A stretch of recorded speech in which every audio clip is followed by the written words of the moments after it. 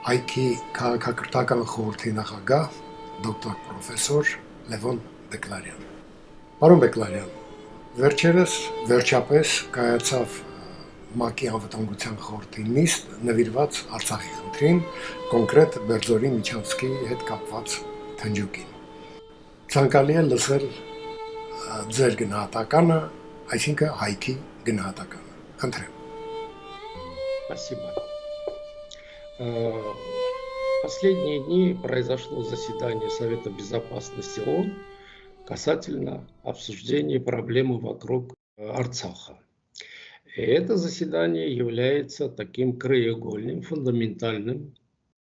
И, безусловно, наше дело, так сказать, попытаться пояснить, какие тектонические процессы произошли в связи с этим заседанием.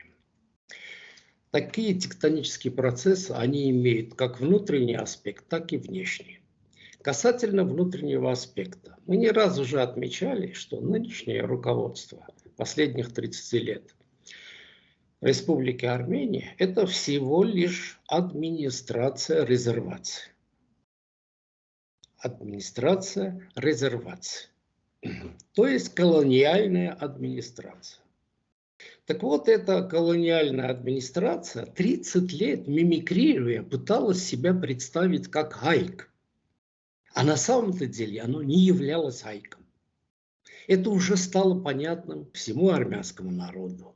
Но на этом заседании Совета Безопасности этот факт выставлен на всеобщее обозрение. Всему миру было продемонстрировано, что эта колониальная администрация не имеет никакой связи с хайком. Это является очень важным обстоятельством. Вы представляете, что происходит, когда подаются заявки на обсуждение той или иной проблемы в Совете Безопасности? Там с 15 постоянными членами Совета Безопасности должны пройти консультации, согласования. И только на основании этого потом назначается соответствующее заседание. Так вот, в данном случае поданная Армении заявка была мгновенно удовлетворена, потому что этот фундаментальный вопрос вызывает интерес во всем мире, и все хотели, наконец, выслушать эту проблему. С чем выступила администрация резервации на этом заседании? Это было жалкое зрелище. Там не прозвучало никакого напоминания о правотребовании армянства. Даже не было политической составляющей арцахской проблемы. А были жалкие высказывания гуманитарного характера. Представляете, пришли на это важнейшее историческое заседание с просьбой накормить людей. Люди вас об этом просили. Люди требуют совершенно другого.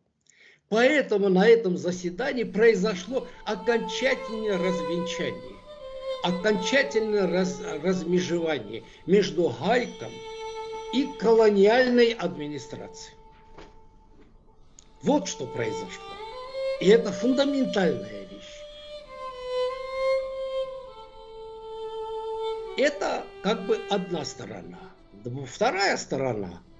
Вы знаете, на этом заседании произошли очень интересные вещи. Вот все присутствующие, так сказать, делегаты на этом заседании, как бы условно их можно было разделить на 3 группы. Первая группа во главе с Францией, они выступали с позиций близких к позиции хайка. Вы представляете, вместо администрации Армении в роли хайка выступала Франция. Вот одна группа стран. Вторая группа стран, она пыталась держаться такой корректно-нейтральной позиции, предлагая, что, может быть, удастся многие проблемы снять, так сказать, с помощью дипломатических переговоров. А вот третья группа стран, она на самом-то деле, самое главное, что главный такой месседж от них исходящий, это проговаривание слова «Агдам». А мы знаем, что означает «Агдам». «Агдам» это означает открытие трансграничных коридоров через Армению для серых схем, для рэкета 21 века, для наркотрафика, продажи оружия неучтенного, торговля людьми, торговля детьми, торговля органами. Вот что. Поэтому это заседание, я поэтому не боюсь сказать, что оно является историческим. Второе, это внутренний аспект. Но есть еще и внешний аспект. На этом заседании и после этого заседания на самом высоком уровне, вплоть до уровней президентов, 3 такие великие страны, как Иран, Индия и Китай, заявили о том, что они знают Хайк и Армению 1000 лет и взаимодействуют с ним. Вот что было сказано. По сути своей заявки они объяснили, показали, что они будут взаимодействовать с Хайком, а не с колониальной администрацией, которая сидит в Армении. И это было очень фундаментально. Таким образом, на самом-то деле, заседание ООН и последующие события, они привели к полной легитимизации Хайка как единственного субъекта, представляющего армянский мир. И это особенно наглядно, как вся, так сказать, окружающая пресс-медиа колониальная администрация бросилась очернять все эти высказывания. Так что уроки заседания, я считаю, они историческими.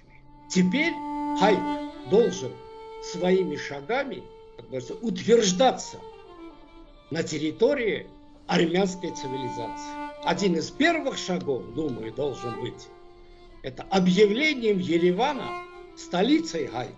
Это очень важно. Спасибо.